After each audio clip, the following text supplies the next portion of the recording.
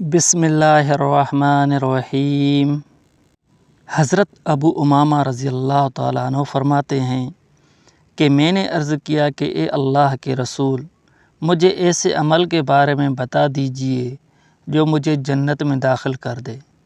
آپ صلی اللہ علیہ وآلہ وسلم نے فرمایا کہ تم روزے رکھا کرو، کیونکہ اس کے مثل کوئی چیز نہیں۔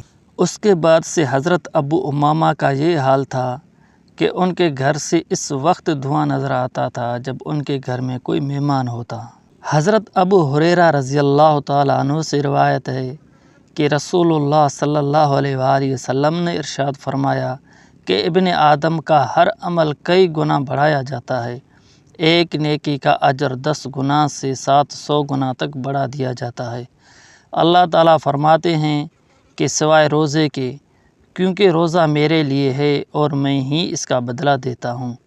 روزے دار میرے لیے اپنے کھانے اور اپنی شہوت کو چھوڑتا ہے۔ روزے دار کے لیے 2 خوشیاں ہیں، ایک وہ خوشی جو اسے افطار کے وقت ہوتی ہے، اور دوسری وہ خوشی جو اسے اپنے رب سے ملاقات کے وقت ہوگی۔ روزے دار کے منہ کی بو اللہ کے نزدیک مشک سے زیادہ پسندیدہ ہے۔ روزہ ڈھال ہے، روزہ ڈھال ہے۔ حضرت سہل بن سعد ساعدی رضی اللہ تعالیٰ عنہ فرماتے ہیں کہ جنت کا ایک دروازہ ہے جسے ریان کہا جاتا ہے، اس میں سے روزے دار داخل ہوں گے۔